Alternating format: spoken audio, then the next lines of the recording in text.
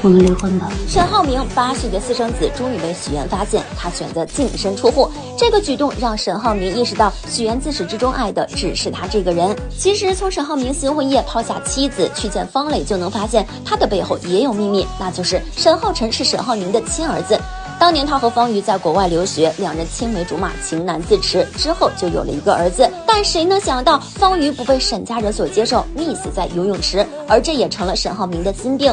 所以方磊一句话，他就能立马赶过来。即使方磊穿着那么暴露不得体，沈浩明依旧没有立马走开。沈浩明，我爱你。看着喜欢的人有了新的女人，方磊决定把那个秘密告诉许妍。你一直被蒙在鼓里，我觉得这样对你很不公平。没错，沈浩明所谓的弟弟其实是他的孩子，因为这个孩子给家族蒙羞，所以才让他以沈家次子的方式存在。其实在原著中，沈浩明不仅出轨方磊，还用半开玩笑的语气和许妍说，假如自己有一天从外面领回来一个孩子，许妍会不会帮他养。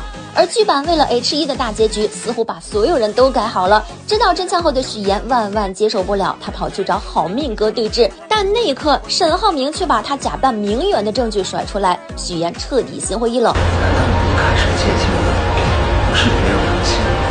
他漫无目的的走在大街上，怎么也想不到那个会送他项链、钻戒、四合院，替他出气，以及帮他走上上流圈的沈浩明根本不爱他，而是把他当做一个趁手的工具。在他的世界，爱情跟美丽一点都不重要，只要爱情能帮助他达到他事业上面的目的就行了。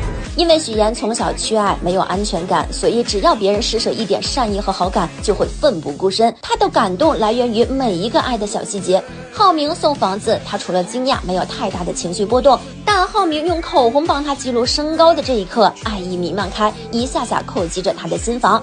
我们破碎的小许妍终于体会到了被爱人一片片捡起来捧在手心里的感觉，所以才会把对他好的沈浩明当成第二个姥姥，为了他一步步和沈家父母周旋，一步步嫁到豪门。满是算计的沈浩明在看到许妍突然带着眼泪吻上来的一瞬间也愣住了，他的假意里面有一点真心，而真心里却还有着筹谋。可如今回过头来才发现，沈浩明一直在监视许妍，他总能在他危急时刻赶到，并且送上许妍最需要的礼物。开会脱褂子整得跟孔雀开屏一样，一张嘴就是我要帮你，一见面就送莫名其妙的礼物。那珍珠项链那么大，快赶上沙师弟的了。想做什么就去做，我还等着帮你开庆功宴，但前提是先帮你解决问题，赶紧下班，有点晚了。所以沈浩明有一种养成的感觉，好多方面都在刻意的引导女主，并且有很强的控制欲和监视欲。本身他的性格也恶劣，所以他其实挺享受许妍绞尽脑汁瞒他父母的事情，也很享受他父母被蒙骗的感觉，很喜欢许妍走在钢丝上快掉下去的时候再拉他一把的感觉。而许妍那次生病住院是沈浩明给她贴的儿童创可贴，他送她京郊的小院有小孩量身高的痕迹，一切的一切都有迹可循。沈浩明以为自己有人脉有资源，这样就能牢牢地把许妍拴在身边。一旦你现在下去，以及跟沈家所有的关系，跟你一点关系没有。殊不知许妍一开始只是因为要和爱她的好命哥在一起，所以才撒了一个又一个的谎。她不是拜金女，沈浩明一开始就搞错了重点。如果不是好命哥一次次以爱的名义给许妍织网，他也就不用伪装自己。原来爱一个人真的可以演到对方相信。既然谎言揭穿，许妍决定就此走上正轨。本来就不属于我，我只是想要摆脱曾经那些错误。所以在第17集的追剧日历里，许妍用自己的这些年攒的钱开了一个演艺坊，不靠男人，她一样可以通过自己的努力给姥姥好的生活。之后沈浩明终于意识到许妍爱他，他也爱上了许妍，开启追妻火葬场模式。你不会以为你跟浩明哥之间是一场纯粹的爱情吧？你老公条件那么好，选择那么多，为什么偏偏对你百依百顺呢？该不会有什么猫腻吧？如果这件事情让我高兴的话，你可以说；如果让我不高兴的话，一个字也别说。现在两个人就感觉像中间隔了一块玻璃，能看到彼此，又靠近不了对方。女人的第六感让我感觉到危机，感觉到那个建造在沙滩上的城堡正在渐渐倾覆、崩塌。你不过是想要把我和我的工作变成是你的工具而已，你只是想要利用我。可是我不明白，你为什么要骗我呢？说到骗这个字，你根本没有资格，没有立场来质问我。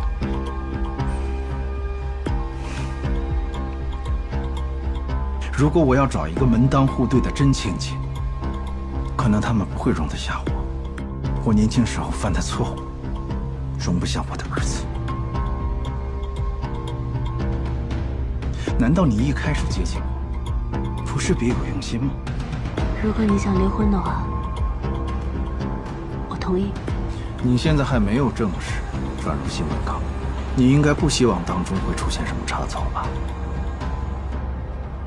第二天，许岩如往常一样来到演播现场，他试图将昨晚的烦恼抛诸脑后，全身心投入到工作中。然而现实却并未如他所愿。主持人孙思维姗姗来迟，一见到身为策划的许岩，便摆出一副咄咄逼人的架势。他认为许岩只会在背后搞小动作，对许岩的工作能力百般质疑。他吐槽台词极度不通顺，抱怨请来的嘉宾一次比一次差，甚至对许岩提出的建议也充满敌意，觉得那是在挑战他的权威。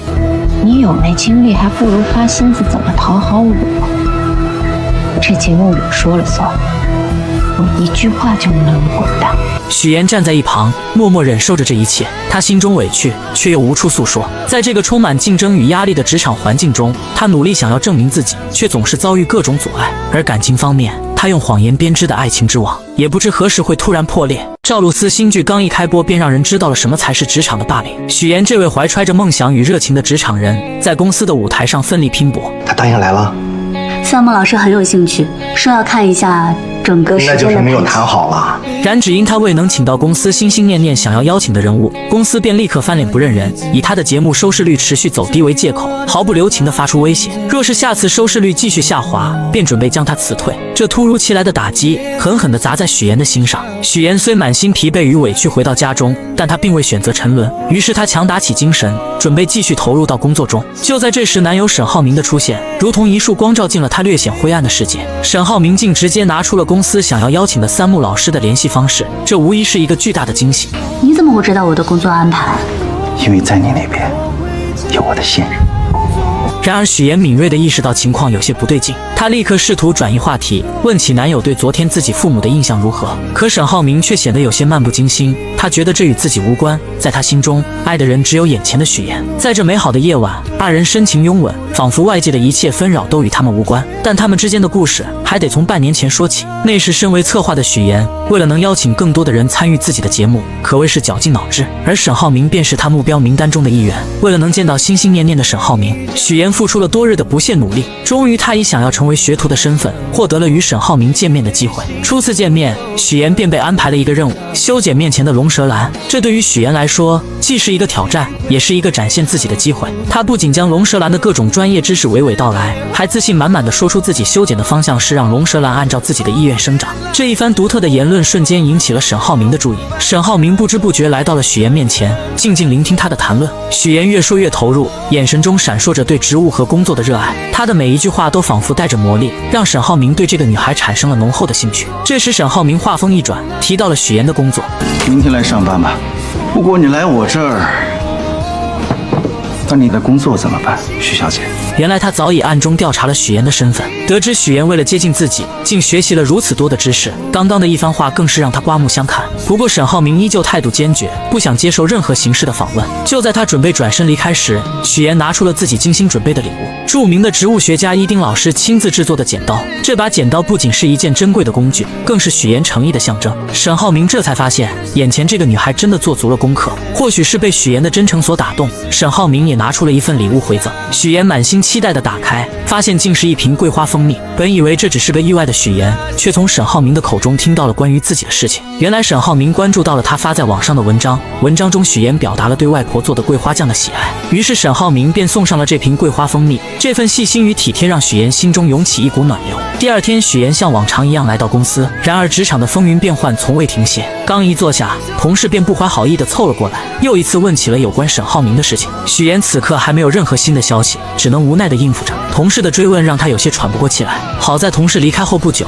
许岩接到了沈浩明的消息，让他来金达集团找他。这消息让许岩的心情瞬间明亮起来，他精心打扮了一番，怀着期待的心情前往金达集团。然而命运似乎总爱开玩笑，当许岩终于见到日思夜想的沈浩明时，意外却突然降临。由于连日的劳累加上感冒，他的身体早已不堪重负。刚一见到沈浩明，一阵眩晕感便袭来，他眼前一黑，竟直接晕倒在了沈浩明的身上。身为一名普通打工者的许岩来到了沈浩明所在的公司，然而刚刚见到沈浩明的时候，许岩便因连日的劳累与身体的不适，直接晕倒过去。当许岩在医院缓缓睁开双眼，映入眼帘的是沈浩明那略显疲惫却满是关切的脸庞。原来是沈浩明亲自将他送到了医院，生怕许岩有个三长两短。此刻看着正在处理消息的沈浩明，许岩心中满是感动，他轻声说道，想让沈浩明先去忙自己的事情，不必一直守在他身边。是我把你叫出来的，我当然要负责到底了。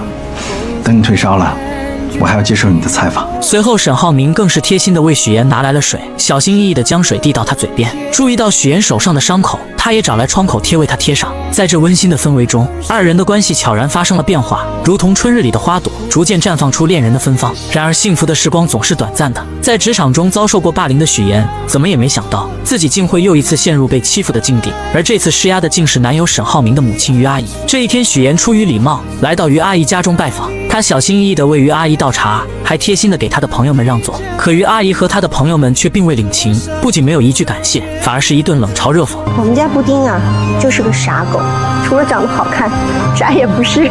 许岩强忍着心中的委屈，默默承受着这一切。这时佣人前来更换水果和水壶，许岩见状便主动上前帮忙，二人一同来到后厨。佣人看着许岩，忍不住说道：“许岩和其他人不太一样。”许岩微微一愣，佣人接着又说：“头发这么毛躁，和其他人顺滑的头发差远了。”许岩心中一阵酸涩，却只是勉强笑了笑。就在这时，于阿姨突然来到后厨，许岩本以为她会留自己下来吃晚饭，没想到于阿姨却冷冷地说：“去会所把晚上需要的菜拿回来。”说完便又约许岩周六上午二人见面好好聊聊。许岩这才意识到自己与这个家庭之间有着一道难以跨越的鸿沟。回到公司上班的许岩来到主任的办公室，将下一期的策划书交给了他。本想着尽快离开的他，却被主任拦了下来。昨天还嚷嚷着要开除许岩的主任，此刻却换了一副面孔。他一脸诚恳地说自己对他期望很高，让他先做节目策划是为了镀金，为以后当主持人做准备。许岩心中燃起了一丝希望，可主任接下来的话却如同一盆冷水，浇灭了他刚刚燃起的火焰。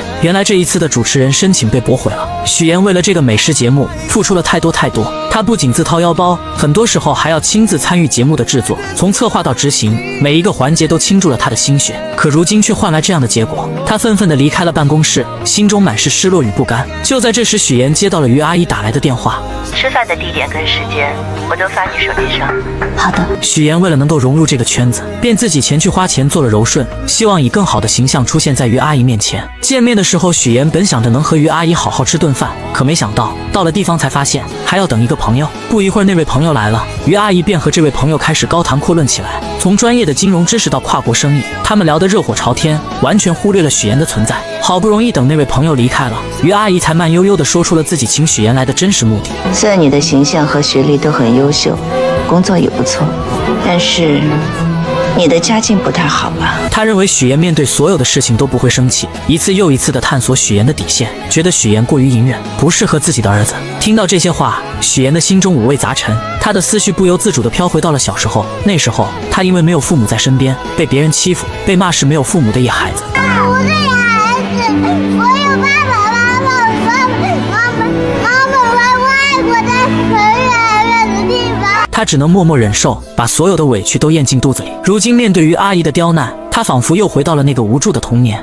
Syracuse University 是我父母在国外任职的学校，他们从小教育我，无论遇到什么样的环境，教养和风度是基本的礼貌。只是我没有想到，在您看来是胆怯和隐忍。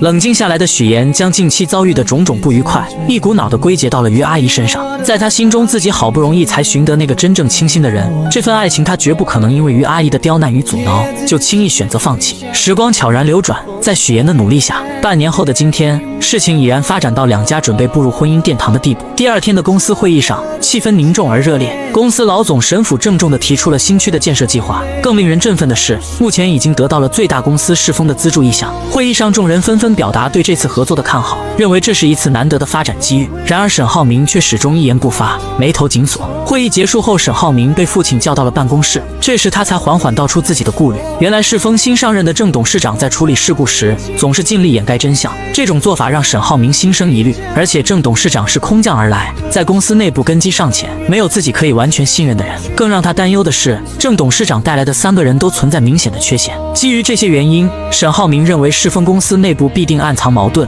随时可能爆发。沈父听后沉思片刻，却有着不同的看法。他觉得郑董事长能做到这个位置，绝非等闲之辈，不可能如此简单。建筑行业的水源比想象中要深，其中的复杂关系和利益纠葛不是轻易能看透的。最后，沈父语重心长地让沈浩明这段时间安安稳稳地度过，多去熟悉公司内部的事务，为未来的发展做好准备。另一边，三木老师成功与节目达成了合作，这其中不仅仅是因为沈浩明的牵线搭桥，更是因为许岩的真诚与负责。即便面对身处外国的三木老师，许岩也能做到及时回复消息，这种敬业精神让三木老师十分赞赏。于是二人约定下次和沈浩明一起吃饭。然而就在许岩满心期待的时候，突然接到了于阿姨的电话。喂，于阿姨，现在吗？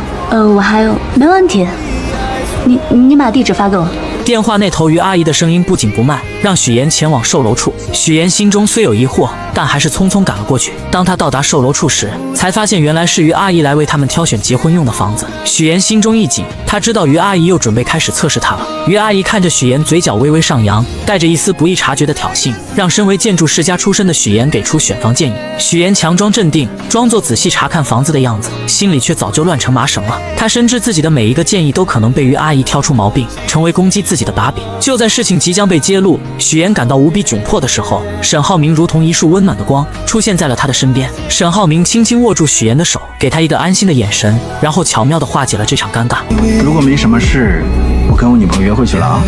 随后二人来到沈浩明的植物室内，这里绿意盎然，沈浩明亲自为许岩做套口。在温馨的氛围中，他向许岩说起自己喜欢龙舌兰的原因。在他眼中，龙舌兰有着顽强的生命力，他积蓄力量，一生只爆发一次，这种美好让他深深着迷。说着，沈浩明拿出了自己精心准备的手表送给许岩。他提到许岩为了争取成为主持人，付出了无数的努力，而此时的主持人却经常去自己妈妈那里告状，试图阻止许岩的发展。许岩听着沈浩明的话，心中五味杂陈，既有对未来的憧憬，也有对眼前困难的担忧。但在这短暂的时光里，二人在植物室内享受着这份宁静与美好。第二天，许岩带着一条奢侈品的围巾，满心欢喜的前去送给婆婆于阿姨。他以为这份精心挑选的礼物能够得到于阿姨的认可，拉近彼此的距离。然而现实却再次给了他沉重的一击。于阿姨看着围巾，脸上没有一丝喜悦。虽然围巾的品质很好，但款式却根本不符合她的喜好。许岩看着于阿姨冷漠的表情，心中一阵失落。他这才深刻地意识到，要真正融入这个圈子，成为其中一员，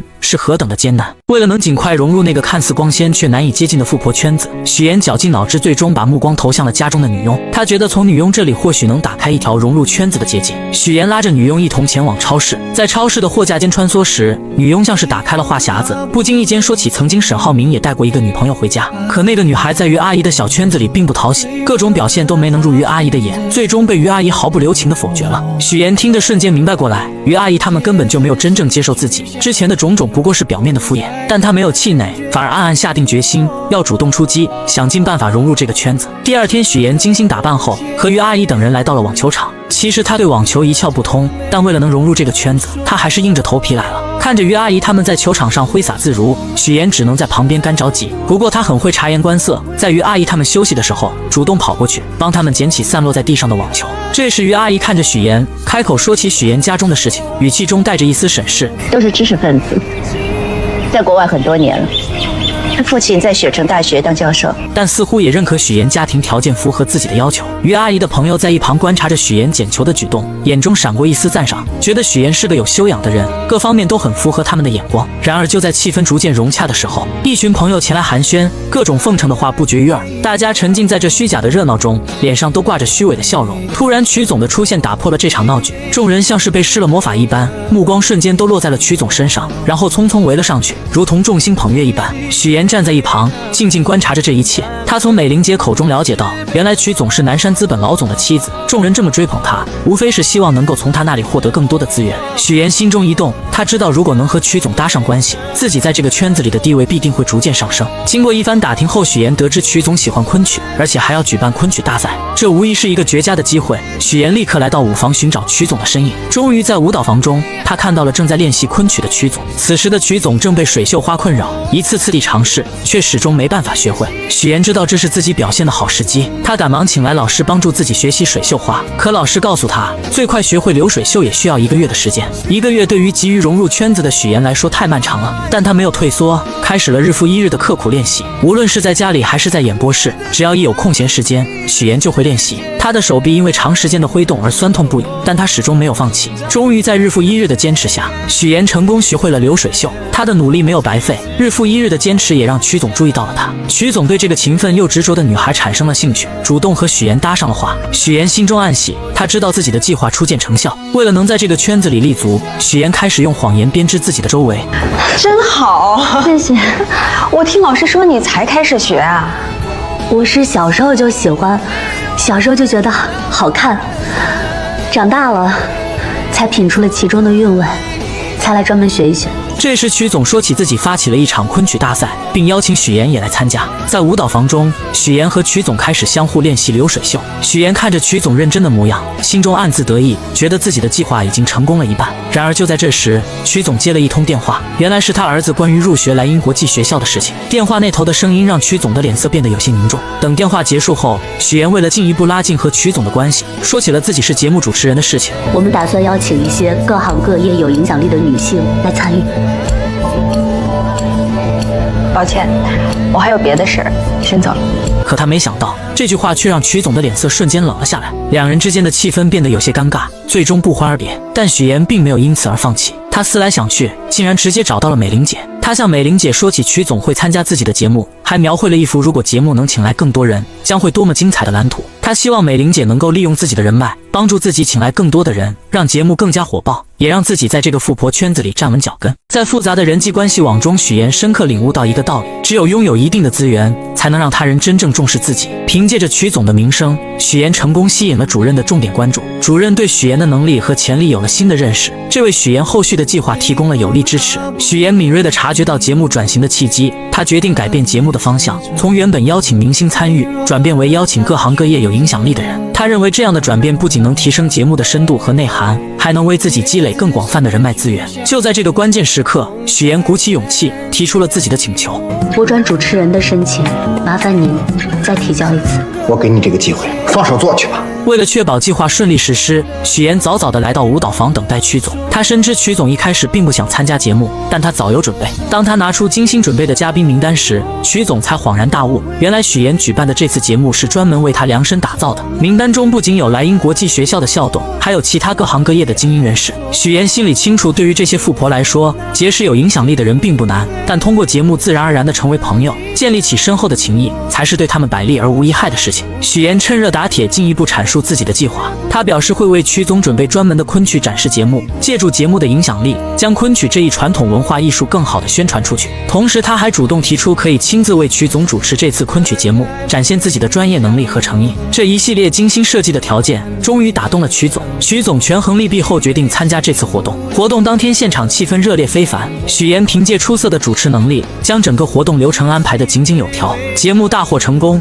不仅赢得了观众的阵阵掌声，也让许岩在富婆圈中声名鹊起。从此，许岩凭借主持人的身份，拥有了邀请这些富婆上电视的权利。他巧妙地利用这个机会，帮助富婆们促进彼此之间的关系，为他们牵线搭桥，谈成合作。渐渐的，众人对许岩举办的这次活动产生了浓厚的兴趣。许岩更是看准时机，以于阿姨的身份邀请其他2位客人前去节目做客。下一期的家宴节目，曲总还是会去的。不知道马阿姨、孟阿姨有没有时间？于阿姨说了，特意为二位留了名额。得到这个好消息的朋友们兴奋不已，立刻回去着手准备相关事宜。等到众人走后，于阿姨才意味深长地说起将人情推在自己身上的事情。她心里明白许妍这丫头不简单，开始对这个原本并不起眼的姑娘产生了浓厚的兴趣。节目的爆火给许妍带来了意想不到的收获，她不仅成功成为了主持人，还吸引了众多赞助商的目光。之前的赞助费用与现在相比，简直不可同日而语。然而就在许妍信心满满地前往化妆间时，之前的主持人找上门来。这位主持人认为许妍抢走了自己主持人的位置，心中充满了怨恨。他怒火中烧，对着许妍就开始攻击，声称许妍是靠着富二代男朋友才走到今天的地位。面对这些无端的指责和闲言碎语，许妍根本不想争论，她深知无需过多解释，于是她匆匆离开了化妆间。他刚进来的时候，我明明记得说他家里只有一个老婆。什么时候父母在国外了，还成高知家庭了？回到演播室后，许妍迅速处理好所有的事情，她调整好自己的状态，准备回家好好休息一下。然而当她路过电视时，意外地看见电视上正在播放新闻主持人的画面。从小就被新闻主持人吸引的她，在这一刻仿佛回到了童年，心中涌起一股熟悉而又温暖的感觉。她呆呆地站在电视前，眼神中透露出对新闻主持行业的向往和憧憬。直到男友前来打断她的思绪，准备带她回家，她才缓缓回过神来。第二天，在家中的众人一起看着电视中播出的新闻，原本大家都沉浸在新闻内容中，突然电视中的一个人引起了许妍的注意。你是山西人是吗？推动城市建设，提升道路狭窄，对基础设施。那个大云县你去过没有？不仅拓宽了街道，还设置了无障碍通道，并在整个商区的建筑外。我姥姥就是大云县云来村的。对了，叔叔，您去出差没有多玩2天？没有，我就是过去捡了个彩，来去匆匆嘛。许妍正沉浸在电视节目中，眼神漫不经心地扫过屏幕，突然一个熟悉的身影映入眼帘，父亲出现在了电视画面里。那一刻，紧张感瞬间从他内心深处传来，心脏不受控制的剧烈跳动。他心里清楚自己一直隐藏的秘密，极有可能在这一刻被无情揭穿。与此同时，在遥远的山西，许妍的真父母正经营着一家小小的理发店。此时，父亲正一边熟练地为顾客烫着头发，一边和顾客闲聊，他脸上带着几分感慨，说起家中的情况。小女儿不在身边，平日里连个消息都很少，还是大女儿贴心，一直留在自己身边陪着。而且大女儿也快结婚了，女婿在银行工作，有着一份体面的职业。然而他们不知道的是，此时他们口中的大女儿乔琳正在经历一场噩梦。乔琳遭受了别人的咸猪手，在愤怒和反抗之下，一番激烈的闹腾后，她和对方一同进了局子，直到男友匆匆赶来，才将乔琳从局子里接了出来。男友的父母得知此事后，顿时火冒三丈，他们觉得儿媳给自己丢了脸，在亲戚朋友面前抬不起头来。儿子见状，赶紧拿出了这次准备婚礼的各项费用清单，还说明份子钱会上交给父亲。可当话题转到酒桌安排时，母亲却不乐意了，她认为只摆20桌实在太少，根本不够气派。但儿子无奈地解释，银行有规定，员工不能参加20桌以上的宴席。母亲听后立刻将矛头指向了乔琳，阴阳怪气地说她败坏了自家的名声，很可能会影响儿子的工作。在这巨大的压力之下，乔琳感到无比委屈和绝望。我算好了，还剩下17866，应该够咱们俩度蜜月的了。你自己度去吧。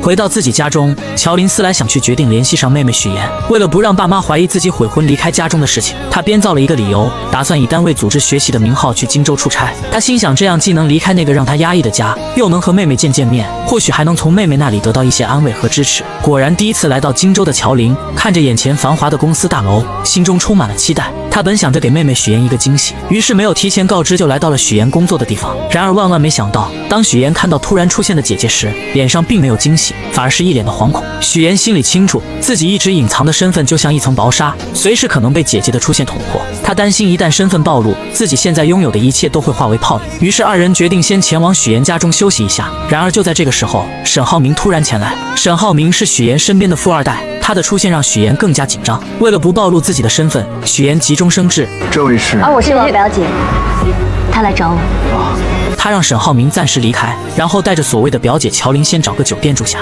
来到酒店后，乔琳越想越生气，她觉得许妍自从搭上了富二代，就忘记了自己家人的身份，变得如此陌生和冷漠。她忍不住对着许妍发起了脾气，指责她忘本。而许妍始终认为自己和爸妈没有任何关系，在她心里，那个家给她带来的只有痛苦和伤害。她冷冷地看着姐姐，随后便准备离开。在离开的时候，她还特意强调自己不姓乔，而是姓许，仿佛这样就能彻底和那个家划清界限。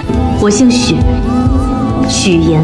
然而看着姐姐独自一人在这个陌生的大城市里，他还是有些担心。犹豫再三，他选择了转账1万给乔琳，希望姐姐能在这个城市里过得稍微好一些。回家的路上，许言的思绪飘回到了小时候，那时候的他瘦小又怯弱，经常被一群孩子欺负。就在他感到绝望的时候，是乔琳挺身而出，像一位勇敢的骑士一样保护着他。那一刻，乔琳的身影在许言心中无比高大，也让他第一次感受到了亲情的温暖。而此时，在另一个地方，外婆正在和许言的父母激烈的争吵着。原来许言的父母为了能够生下一个男孩，结果把自己的身子弄坏了。更不幸的是，出生的许言也因此患上了先天性心脏病。此次父母2人前来，是为了让许言回去上小学。小小的许言回到家中后，表现得异常懂事。咱们洗澡睡觉啊，走，妈带你洗澡去。妈妈，我会洗澡。成，咱们明天自个儿洗。那这样，把脏衣服脱下来，妈妈给你洗好吗？妈妈，我会洗衣服。母亲如往常一样出门买菜，然而在离开的时候，她竟忘记关上煤气。这个小小的疏忽即将引发一场巨大的灾难。家中的2个女儿乔琳和许言还沉浸在自己的世界里，丝毫没有察觉到危险正悄然逼近。煤气的味道在空气中无声无息地弥漫开来。等到父亲回到家中，刚一打开门，一股刺鼻的气味便扑面而来。他瞬间意识到不对劲，他来不及多想，迅速冲进厨房关上煤气，然后手忙脚乱地打开窗户。此时他看到了昏迷在沙发上的大女儿乔琳，没有丝毫犹豫，他一把抱起乔琳就往屋外跑去。而就在他慌乱地安置好乔琳，也就在这个时候，母亲买菜回来了。母亲这才如梦初醒，惊恐地意识到房间里还有一个小女儿许言。然而区别对待的阴影并未就此消散，在医院里，父母的所有注意力都集中在乔琳身上，他们围在乔琳的病床前，眼神中满是担忧和关切，轻声细语地询问着她的状况，仿佛乔琳是他们的全部。而许言就躺在旁边的病床上，无人问津。他的生日，这个对于很多人来说重要的日子，父母也能轻易忘记。许言静静地看着这一切，心中五味杂陈。他第一次如此深刻地意识到，自己在这个家里是如此的格格不入。时光匆匆，许言步入了高3这个关键的人生阶段。对于很多孩子来说，高考是改变命运的契机，是通往未来的桥梁。然而对于许言而言，这座桥梁却似乎被无情地截断了。父亲来到老师办公室，与老师商议着不让许言参加高考的事情。许言偶然间听到这个消息，他的世界瞬间崩塌。他不顾一切地冲进办公室，眼中满是愤怒和不甘，大声指责父亲的行为。在众人的注视下，父亲和许言来到楼下。父亲看着情绪激动的女儿，终于说出了原因。原来家里经济拮据，没有足够的钱供养2个大学生上学。在父亲的心中，姐姐乔琳应该去上大学，改变家庭的命运，于是只能让许言留在县城找工作。许言听着父亲的话，心中的委屈如潮水般翻涌。他终于鼓起勇气，说出了父母偏心的事实。为什么你们不要说咱们我这么偏心啊？为什么好的都要给乔琳？我难道不是你们亲生的吗？他声泪俱下地诉说着这些年来自己所遭受的不公平对待，每一个字都饱含着他的痛苦和无奈。然而父亲却依然固执地认为自己只要将女儿抚养长大就已经尽到了责任。他看着女儿倔强的样子，心中的怒火也渐渐升腾起来。在情绪的冲动下，他忍不住扇了许言一巴掌。这一巴掌狠狠地击在了许言的心上，也彻底断绝了2人之间的父女情分。许言哭着一路狂奔，回到了外婆的家中。外婆看到许言满脸的泪水和红肿的脸颊，心疼不已，紧紧地将他抱住，给了他一个温暖而安全的港湾。许言一路回想着以前发生的种种事情，那些被偏爱的瞬间。就在这时，沈浩明的电话打了过来。电话那头，沈浩明的声音带着一丝神秘，邀请许言来自己的工作室。许言怀着好奇的心情来到了工作室。工作室里，一株已经有16年的龙舌兰吸引了许言的目光。沈浩明告诉许言，他觉得今晚很可能是这株龙舌兰开花的时刻。许言静静地凝视着这株龙舌兰，心中涌起一股莫名的共鸣。龙舌兰一辈子都在默默地汲取养分，它扎根于土壤，努力生长，就是为了能在最后的时刻开出一朵绚烂的花。这境地让许言不禁想起了自己的处境，他觉得自己和这株龙舌兰何其相似。此时的许言又想到，龙舌兰开花是为了将自己花粉散去，遇到另一株龙舌兰，进而孵化出更多的生命。这是一种生命的传递，他们知道这会导致自己生命的消亡，但是为了以后的未来，他们毅然决然地决定献出生命。许言看着沈浩明，心中涌起一股坚定的力量。他和沈浩明就如同这2株龙舌兰一样，如果他们相爱，那么无论付出什么代价，无论面临多少困难和挑战，他们都会坚定地在一起。仔细想一想，我就是有一点点后悔，后悔下个月才结婚，应该早一点把你娶回来。那个表姐之前没有听你提过，我们的婚礼要不要邀请她？是远房亲戚，本来也不太熟，还是算了吧。让人万万没想到，许妍为了在即将到来的婚礼中隐藏自己的真实身份，竟狠下心将情同手足的姐姐乔琳说成是远方亲戚，还以各种理由认为婚礼不必邀请她前来。此时的远房亲戚正身处一间狭小且简陋的出租屋内，不仅将豪华的酒店给退了，还将许妍给的钱给退了。给个台阶还不下了，臭妹妹，臭许妍，当没你这个妹妹。然而就在乔琳独自在出租屋内时，手机突然收到一条信息，竟是她的前男友发来的。原来前男友这次是因为父母的事情，想要向乔琳道歉，并且请求她能够回到自己身边。可乔琳早已看清了这个渣男的真面目，面对他的请求，只冷冷地在手机上回复了一个滚字。可这渣男并不死心，为了请求乔琳的原谅，他竟来到了那间他们曾经熟悉的理发店。乔琳的父母满心欢喜，还满心期待着能和这位曾经的女婿一起喝酒聊聊天。然而渣男却带来了一个让他们震惊的消息：乔琳已经离开了。我们俩分手了。乔琳的父母得知女儿去了荆州，心里便隐隐觉得女儿此去必然会去找许妍，于是他们心急如焚地拨通了许妍的电话。可电话那头传来的却是挂断的忙音。为了找到大女儿，两位老人没有丝毫犹豫，按照2年前许妍留下的地址，毅然决然地踏上了前往荆州的路途。当他们风尘仆仆地来到那个小区时，许妍正好带着沈浩明一家人出现在了小区里。许妍一眼就看到了不远处的父母，那一刻她的眼神中闪过一丝慌乱。小妍，妍妍。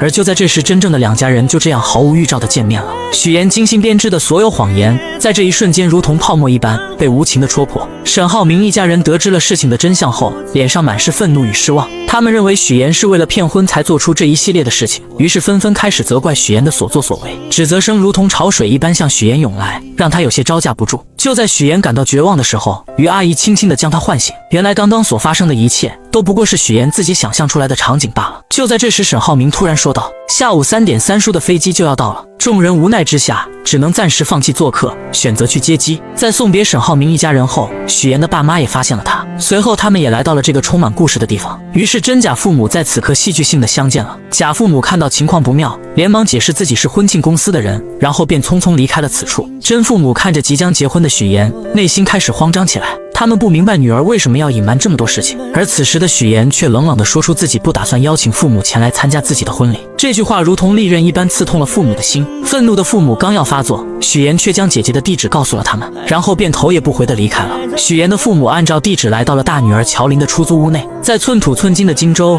乔琳只能合租一间小小的房间，生活过得十分拮据。这次她打算在荆州寻找一份属于自己的工作，开启新的生活。在与父母的交谈中，乔琳竟然得知了妹妹许妍竟然打算结婚的消息。为了弄清楚事情的经过，她来到了许妍的家门外。就在家门外，乔琳看到了许妍的假父母，随后从许妍那里得知了一切真相后，乔琳终于明白了妹妹最近做出这些荒唐事情的原因。你说你如果以后跟沈浩明结婚了，你打算怎么办？继续骗他一辈子。原来许妍一直渴望嫁入沈家，为了达到这个目的，她不惜编织一个又一个谎言，甚至伤害到了身边最亲近的人。然而许妍却觉得以后的事情可以以后再慢慢解决。在她看来，为了能够嫁入沈家，自己只能做出这些看似过分的事情。此时的许妍眼中闪烁着一种坚定的光芒，她终于说出了自己内心深处的想法。当她第一次看见沈浩明的时候，仿佛自己的世界才真正出现了光明。沈浩明是她见过唯一一个对她负责的人，在她心中，沈浩明就是那个能带她走出困境走向幸福的人。为了这份所谓的幸福，她愿意付出一切代价。这场由谎言引发的婚礼风波究竟会如何收场，一切都还是未知数，如同那迷雾中的道路，让人看不清前方的方向。你这胆子也太大了吧？那万一沈家人知道怎么办？你怎么收场呀？你不说就不会有人知道。你还打算继续骗呀？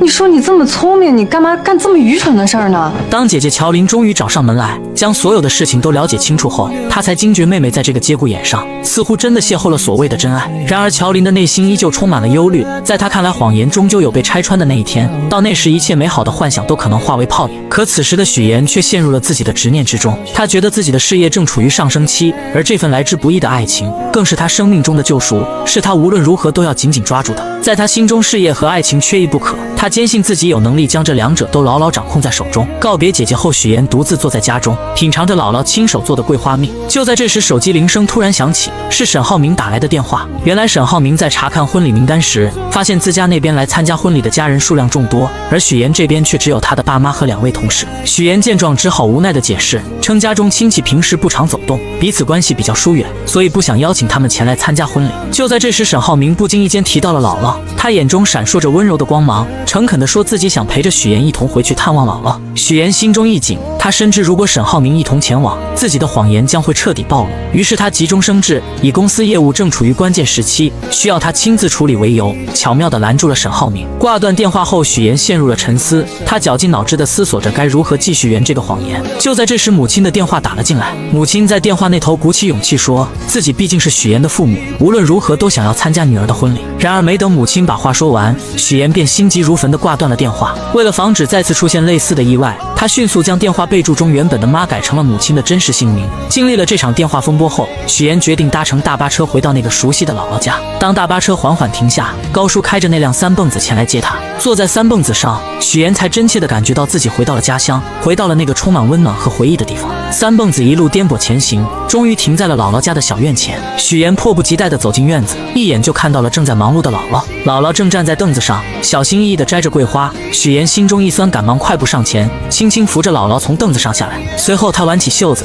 帮助姥姥采桂花。这不是今年嘛，雨水多，天又冷，我怕呀，这些桂花要是再不摘完的话，过了花期了，以后甜甜的桂花酱就做不了了呀。然而快乐的时间总是过得飞快，夜幕降临，许岩和姥姥坐在院子中的石凳上，吃着新鲜的水果，月光洒在他们身上，为这个宁静的夜晚增添了几分温馨。许岩犹豫了许久，终于鼓起勇气向姥姥说起了自己谈的那个男朋友，还提到自己打算下个月就结婚。姥姥听到这个消息，脸上立刻露出了开心的笑容，可许岩的脸上却没有丝毫的喜悦，他的眼神中透露出一丝复杂的情绪。随后他缓缓地说起了爸妈来到了荆州，还表示自己和他们之间根本没有多少感情，所以不想让他们来参加婚礼。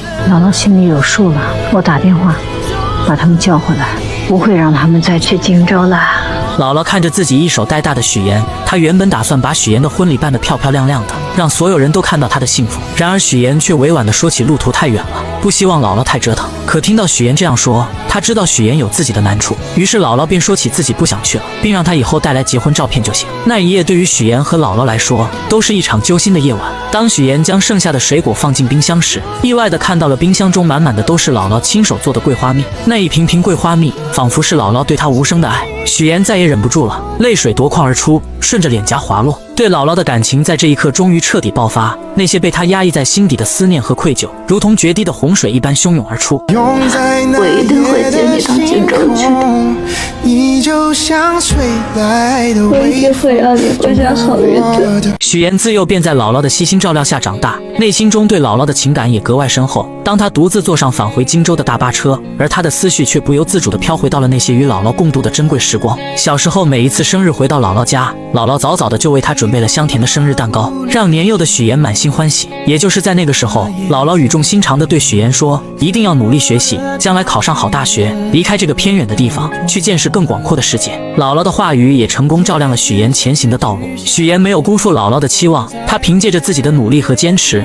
成功考入了荆州传播大学新闻传播学院。当他收到录取通知书的那一刻，激动与喜悦涌上心头，他第一时间就想到了姥姥，想要与她分享这份来之不易的喜悦。为了让许岩能够在大学里过上美好的校园生活，姥姥毫不犹豫地拿出了自己的银行卡交给许岩。那一张小小的银行卡承载着姥姥无尽的爱与关怀。也就是从那一刻起，许岩暗暗下定决心，将来一定要让姥姥过上幸福美好的生活。在大学期间，许岩不仅在学业上刻苦钻研，还利用课余时间做各种兼职。他穿上厚重的玩偶服，穿梭在餐厅的各个角落，还凭借着自己的学识当起了家教老师。而他省吃俭用，将剩下的钱寄回去给姥姥，只为报答姥姥曾经的养育之恩。回到荆州后，许岩的生活又迎来了新的变化。刚与他见面的沈浩明满心欢喜地送给他一颗20克拉的大钻戒。此时的许岩心中五味杂陈，他深知自己曾经为了某些目的撒下了谎言，如今必须要靠自己的力量去弥补那些过失，去报答那些自己对不起的人。第二天，沈浩明来到公司，意外地见到了一个老朋友方磊。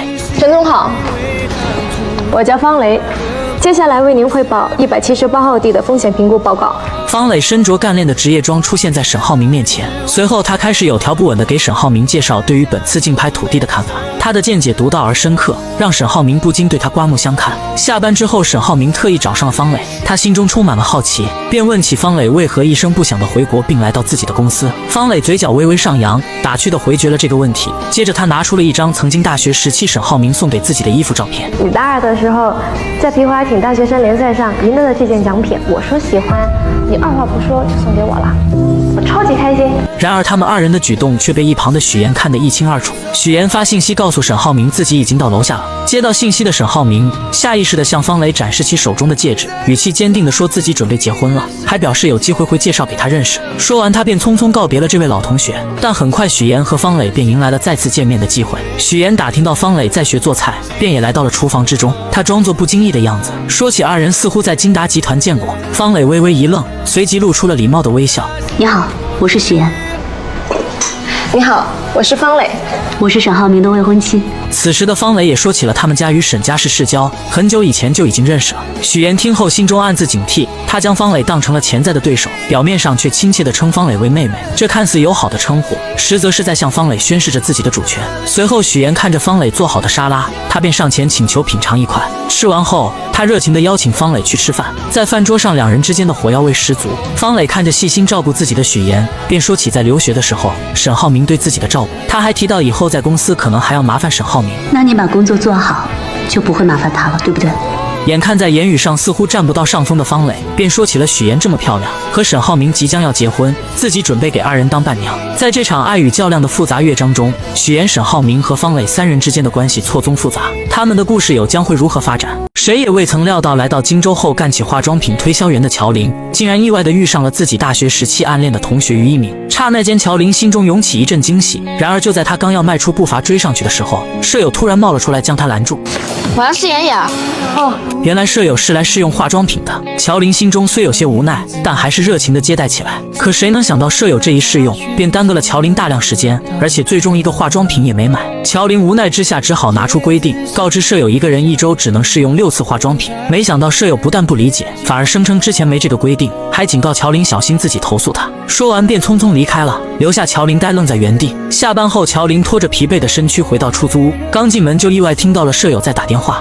你们别舍不得花，早上吃几个鸡蛋都算来算去，能几个钱呀？好，知道你能赚，但是自己要照顾好自己啊。从电话内容中，乔林得知舍友省下化妆品的钱是为了能让远在老家的父母过上好日子。这一刻，乔林心中五味杂陈，被舍友的孝心深深打动。他没有丝毫犹豫，拿出一堆化妆品送给了舍友。这些都是你试过的试用装，我带了点新的回来给你，以后你就自己在家画吧，别去柜台麻烦我了啊。你老去柜台麻烦我，我就净得伺候你了，我怎么赚钱？舍友收到化妆品后，或许也觉得过意不去，便搬来一箱牛奶作为感谢。这份朴实的情谊让出租屋里的氛围多了几分温暖。可命运似乎并未打算就此放过乔林。第二天在库房搬运物品时，意外突然降临，经理接了个电话的间隙，乔林的手臂不慎被上方掉落的货物砸到，钻心的疼痛袭来，但乔林咬着牙还想坚持继续工作。好心的经理见状赶忙劝说他去医院，于是在舍友的陪同下，二人匆匆赶往医院。来到医院后，乔林独自走进门诊室，医生一番熟练的操作后，成功将乔林的手臂复位，并给他戴上了手臂吊带。你还真是一点没变啊。就在这时，医生缓缓摘下了口罩，乔林定睛一看，竟是当天在商场遇到的暗恋同学于一鸣。一时间，乔林又惊又喜，心中泛起层层涟漪。于一鸣关切地询问起乔林家人的情况，得知乔林的家人都在老家，只有许岩还在荆州。原来于一鸣曾向许岩表白却被拒绝，此次见到乔林，便想通过他再次见到许岩，于是提议让许岩来医院接乔林。不久后，许岩匆匆赶到医院，看到受伤的乔林，他急忙询问情况，得知并无大碍后，便与这位曾经的老同学于一鸣聊了起来。于一鸣看着眼前曾经的白月光许岩，心中满是感慨。二人开始深入了解彼此的现状。交谈间，于一鸣注意到许岩手上那枚耀眼的20克拉大钻戒。你结婚了？上个月。瞬间明白二人之间已再无可能，心中不禁涌起一丝失落。随后他默默返回了自己的科室。然而此时的乔林却已被于一鸣深深吸引，目光始终追随着他的背影。随后许岩带着乔林回到那间狭小且简陋的出租屋，看着屋内仅有一个卫生间，家具也不齐全的环境，并且他看出乔林铁了心要留在荆州打拼，便决定帮他改善居住条件，同时也为了减少自己日后的麻烦。当天晚上，搬家人员便上门准备将乔林的东西搬到对面的房子里。乔林本想拒绝，他觉得这样太麻烦许岩了。许岩见状便提起小时候乔林对自己的帮助，这份情谊许岩从未忘记。就在乔林依旧有些犹豫时，许岩说出了一个让他无法抗拒的理由。我忘记告诉你，新家公寓邻居是于一鸣，不用搬了，几位大哥。搬得搬。那个对不起啊，刚刚那个我帮你们打包去。乔林，啊。你手不方便，给你买的早餐。许妍一心盼着姐姐乔琳能过上好日子，她不仅精心安排让于一鸣成了乔琳的邻居，还特意拜托于一鸣在生活上多多照顾姐姐。对，一会儿我把食堂菜单发给你，中午想吃什么你就告诉我。走了，拜拜。此刻的乔琳拿着手机专注地翻看着菜单，脑海里满是对未来生活的美好憧憬，却不知一场风波正悄然酝酿。另一边，许妍的前男友林涛正在家中遭受父母的严厉训斥。原来林涛父母得知乔琳的父母购置了一处门市房，便不假思索地认定那是用了他们给儿子的彩礼钱。老两口气愤不已，责令儿子立刻去把彩礼钱追回来。林涛无奈之下只得发消息给乔琳，却惊愕地发现自己的微信和电话都被拉黑了。走投无路的他只好前往荆州去找已成为家宴主持人的许妍。当林涛赶到许妍之处，却被安保人员以没有证件为由拦了下来。他心急如焚，却又无可奈何，只能眼巴巴地望着里面，心中满是焦急与愤怒。而此时的许妍正和于一鸣在公司外面的餐厅见面。然而二人见面，一方面是为了感谢于一鸣对乔琳的照顾，另一方面于一鸣也希望能劝说许妍和乔琳缓解关系，让他们成为真正的姐妹。然而许妍心中有着自己难以言说的过往，那些经历如同伤疤，不愿轻易被人揭开。他打断了于一鸣的话，表示保持现状就足够了。就在这时，林涛竟意外找了上来。他看到许妍和于一鸣在一起，顿时怒火中烧，认定是许妍在背后捣鬼，才导致自己和乔琳分手。许妍见状，急忙起身准备出去和林涛好好解释，可林涛情绪激动，一把将他推倒在地。恰在此时，许妍突然瞥见之前刁难自己的同事出现在餐厅外面，他深知自己目前的身份不宜暴露，情急之下便对林涛说可以带他去见乔琳。林涛信以为真，二人匆匆离开了餐厅。等那位同事来到餐厅时，于一鸣并未提及刚才发生的事情，表示刚刚二人只是撞在一起，没什么事情。随后许妍带着林涛来到一个相对安静的地方，将事情的来龙去脉一五一十地说给林涛听。可林涛却固执地认为分手是别人的错，始终不肯面对现实。许妍见状，严肃地告诉他，二人已经分手，没有任何关系了，不允许他再去干涉乔琳的生活。为了彻底解决此事，许妍还提出自己可以把彩礼钱全还给他。然而林涛却依旧不依不饶，眼看没办法从许妍这里得到满意的结果，竟准备去许妍的公司耍无赖。哎，这准是彩礼的事儿吗？我要的是人。我不知道。不说是吧？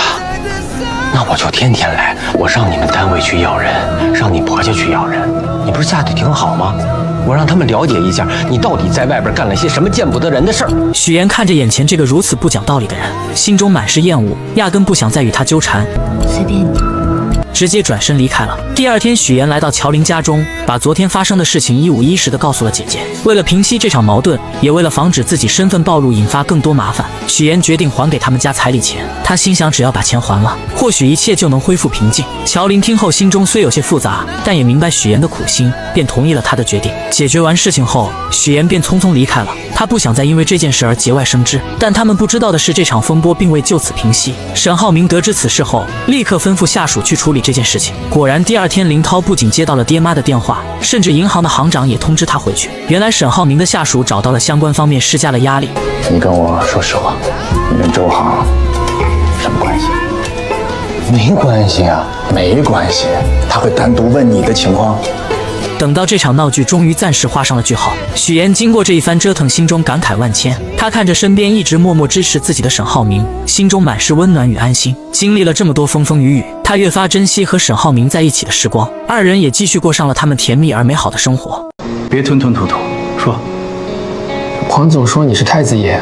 令人始料未及的是，沈浩明志在必得的18号地项目竟横生波折。对方公司黄总听闻沈浩明是太子爷，并不想与他过快的签订合同。沈浩明面对这突如其来的状况，虽心中恼怒，却也无可奈何。无奈之下，他只能暂时按照原计划继续推进相关工作。回到家中，妈妈看着沈浩明疲惫又烦闷的神情，心疼不已，便劝说他刚进公司，很多事情处理起来难免棘手，有些难题还是先让你爸爸去解决为好。毕竟面对新人，合作时难免会有所顾虑。沈浩明听着妈妈的话，心中五味杂陈。他知道妈妈是为他好，但自己内心的那股倔强和想要证明自己的决心，让他一时难以接受这样的安排。就在这个时候，许妍敏锐地察觉到了沈浩明此刻的烦闷与苦恼，他看在眼里，疼在心里，决定要为沈浩明做些什么。到了晚上，许妍轻轻拉着沈浩明的手，二人一同来到了泳池旁边的台阶旁。许妍从女佣那里打听到，台阶上有一处沈浩明小时候做的石雕。原来小时候这处台阶缺失了一角，父亲本想着找人修补，却被年幼的沈浩明拦了下来。沈浩明凭借着自己稚嫩却充满创意的想法，亲手制作出了这个石雕。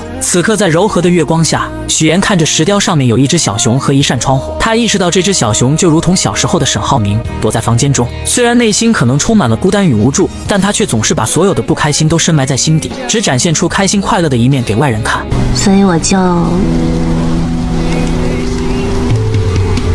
给他按了一盏小灯，希望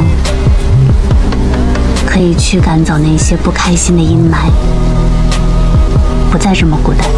也就在这个时候，许妍希望沈浩明能明白，真正的伴侣不仅能看到他的光芒，更能与他一同分担生活中的风雨。终于，浩明被许妍的真诚和温暖所打动，那道一直紧闭的内心防线渐渐有了松动的迹象。他轻轻将许妍拥入怀中，二人在这静谧的夜晚紧紧相依。为了帮助沈浩明解决18号地项目的难题，许妍开始四处奔走，积极打听对方公司黄总的消息。经过一番不懈的努力和多方打听，他终于得知黄总为人十分古怪。原来黄总的老婆曾经身患重病，黄总不顾一切地放下所有的工作和生活，全心全意地陪着老婆四处看病。然而尽管他付出了所有的努力，倾尽了所有的心血，最终还是没能保住老婆的生命。这件事对黄总的打击极大，将他原本平静的生活彻底打乱。此后他的许多行为都变得十分奇怪。如今他在世上唯一的亲人就只剩下在养老院的岳母于淑芬。于是一个计划在许妍的脑海中逐渐成型。第二天，许妍以捐款的名义精心准备后成功来到了养老院。在与工作人员一番客套的交流后，他便怀着忐忑又期待的心情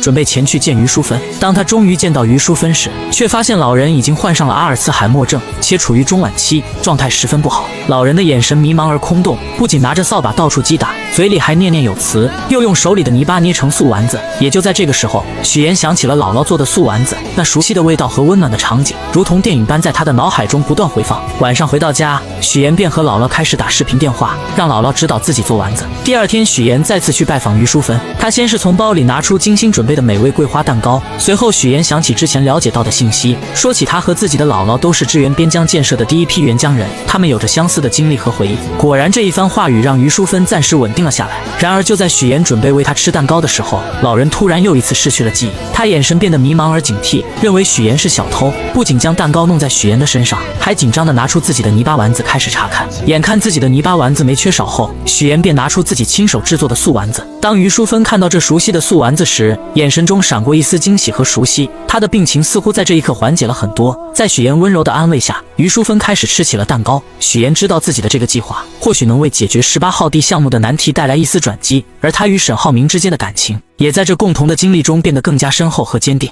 许妍始终怀着满满的耐心与爱心，一次又一次地来到养老院陪伴于淑芬。她知道，对于患有阿尔茨海默症的老人而言，陪伴与关怀是治疗病情的良药。许妍日复一日来到养老院，陪于淑芬坐在电视机前，和她一起看着那些充满生活气息的电视节目。锻炼时间到了，许妍会和于淑芬一起做操。到了吃药的时间，许妍更是格外用心，想方设法看着老人把药吃下去。终于在许妍日复一日的悉心照料下，奇迹终于出现了。于淑芬的病情有了明显的好转，她那原本混沌的眼神中渐渐有了清晰的光彩，甚至还能清晰地认出这个一直陪伴在她身边的女孩。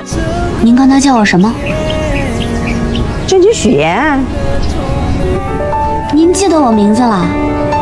我一直记着你的名字呀。于淑芬病情的好转，自然也引起了黄总的注意。黄总平时工作繁忙，很少有时间来看望岳母，但每次来都能看到许妍在这里无微不至地照顾着老人。他看着许妍耐心地为岳母做出的这些事情，心中涌起一股深深的感动。他意识到这个女孩是多么的伟大，于是黄总开始多方打听许妍的身份。经过一番努力，他终于得知，原来这个一直默默照顾自己岳母的女孩，竟然是沈浩明的妻子。随后，黄总约上了沈浩明。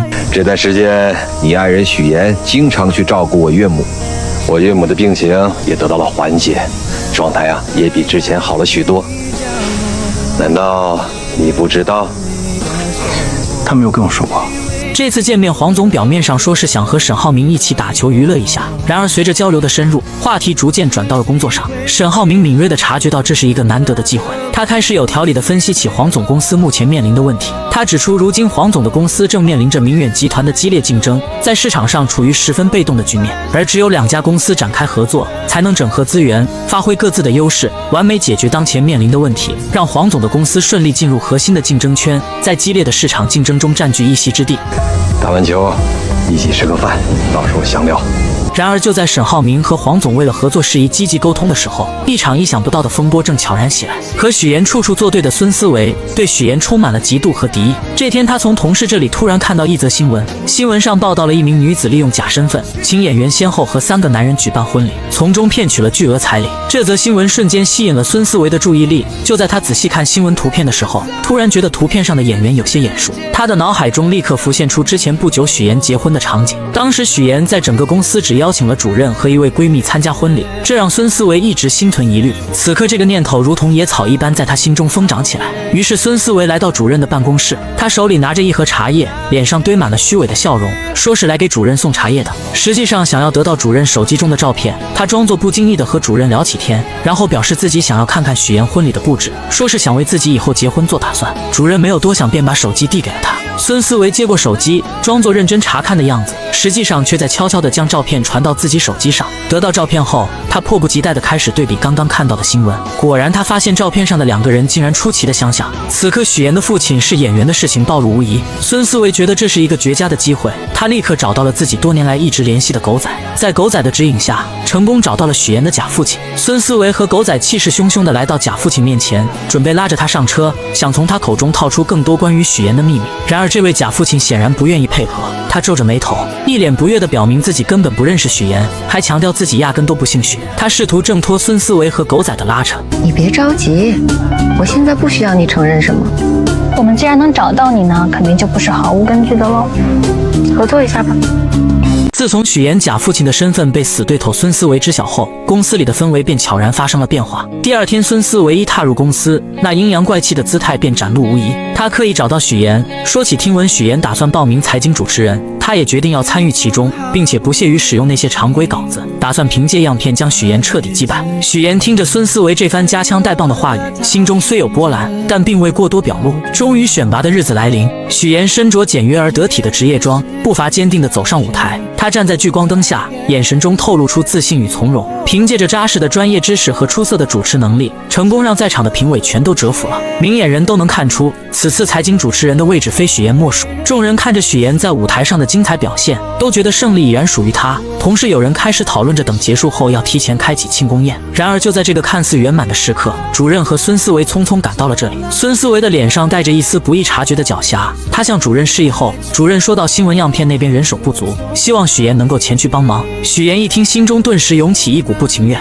他刚想开口拒绝，可主任却一脸严肃地强调同事之间帮助是正常的。许妍无奈只好跟着他们前往节目现场。当许妍来到节目现场时，眼前的画面让他瞬间愣住了。屏幕上正播放着请演员骗婚的新闻，而更让他意想不到的是，孙思维竟然将他的假父亲也请到了台上。许妍的心猛地一紧，周围的空气都变得凝重起来。此时的许妍觉得压力剧增，环顾四周也没有人能够帮助他。这时他只想逃离现场，找个能释放压力的地方，但是他不知道去哪里。其实眼下这种情况，他可以把压力吐露到有温度的社交平台，像搜就很温暖，这里的人愿意花时间倾听他的经历，可以给他安慰和鼓励，而且瞬间广场上有很多感受相通的灵魂，有了他们的陪伴，许妍或许就没有那么难受了。想有人陪伴，我推荐搜。就在众人紧张地注视着台上时，假父亲开始缓缓开口，说到自己参加那些婚礼只是为了给家里赚点钱补贴家用，也承认作为演员去过一些婚礼。孙思维见状立刻抓住机会问起许妍婚礼上的男人是不是他。此时现场的气氛紧张到了极点，所有人的目光都集中在假父亲身上。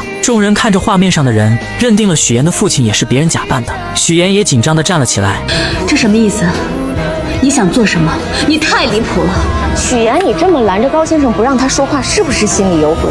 孙思维看到许妍的反应，眼神中闪过一丝怀疑，仿佛认定了许妍是做贼心虚。然而假父亲接下来的话却让局面出现了戏剧性的反转。他深吸一口气，诚恳地说道：“不是，那人不是我。”自己确实参加过假婚礼，但是许妍婚礼上那个西装革履的男人根本不是自己，自己压根就没有那个气质。众人一听，纷纷露出了惊讶的表情，觉得是孙思维故意找茬。这时许妍趁机说起了父亲脖子上没有胎记的事实，计划失败的孙思维也开始愤怒地大喊起来：“串通好了是吧？在这给我做局呢！”原来自从听到孙思维之前阴阳怪气的话后，便立刻联系上了假父亲，两人商量好了应对之策，才出现了如今的这一幕。然而事情还远远没有结束。孙思维见自己的计划落空，心中充满了不甘和愤怒。他出去后立刻掏出手机，让朋友赶紧过来帮他解决许岩这个麻烦。许岩看着孙思维疯狂的样子，心中却没有丝毫畏惧。他冷静地站在原地，说起孙思维太过用力对付他，只会让自己陷入更深的困境。就在这时，许岩看到了上楼的沈浩明，他心中一动，故意羞辱起来孙思维。就算我是骗子，我也有能力让你变成像我讨饭吃的狗。然而孙思维被许岩的举动彻底激怒，他失去理智，一掌打在了许岩的脸上。沈浩明听到动静，急忙上前，他看到哭泣的许岩，脸上满是心疼和愤怒。陈林，通知法务部，放下所有手头工作，在3楼会议室集合。我爱人遭遇职场霸凌，让他们马上出方案，追究他的责任。他叫孙思维。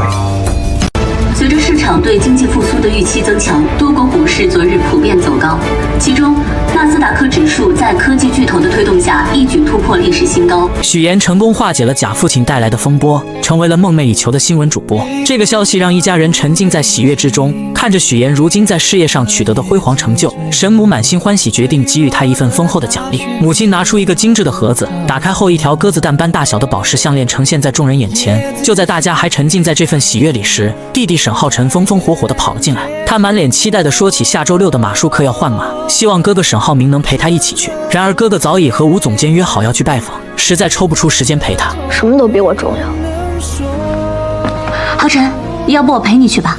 懂怎么换马吗？然而平静的日子并未持续太久，接下来的事情让许岩开始逐渐深入了解这个家中的弟弟。第二天，学校传来消息，沈浩辰在学校里打架了，对方家长要求沈母必须亲自前去处理。沈母最近被小儿子3番5次的惹祸行为搞得焦头烂额，听到这个消息后，不禁皱起了眉头。他觉得自己实在被折腾得没了精力，于是便打算把这个棘手的任务交给许岩。沈母拉着许岩，把他拉进了家长群，就这样，许岩稀里糊涂的成了弟弟的家长。刚一进群，他就收到了去学校的通知，被打伤孩子的家长很生气，先在办公室里等着，你马上来一趟学校吧。许岩匆匆赶到学校，从老师那里详细了解了事情的经过。原来沈浩辰和另一个同学因为一点小事发生了争执，进而动手打了起来。了解完情况后，许岩便四处寻找沈浩辰，想要从他口中得知事情的具体情况。当他终于找到沈浩辰时，却发现他只是痴痴地望着足球场上的同学，眼神中充满了羡慕和向往。对于许岩的询问，他只是默默地低着头，并不愿意多说什么。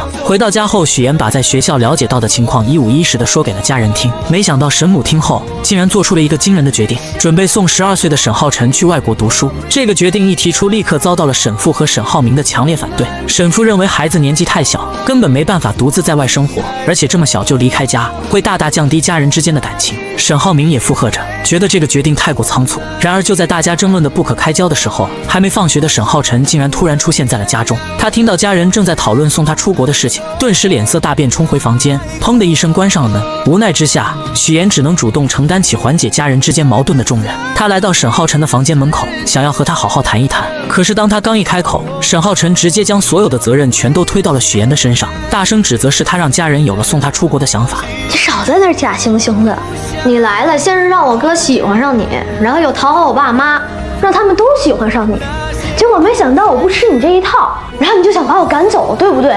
对。更让人没想到的是，此时的许岩并没有生气，而是假惺惺地承认了沈浩辰说的这一切。他看着沈浩辰，语气温柔却又坚定地让他好好想想，刚刚说的这些是否符合逻辑。作为他的嫂子，没有任何理由不爱他，因此没必要将他送出国。在你来之前，我哥可是天天陪着我的。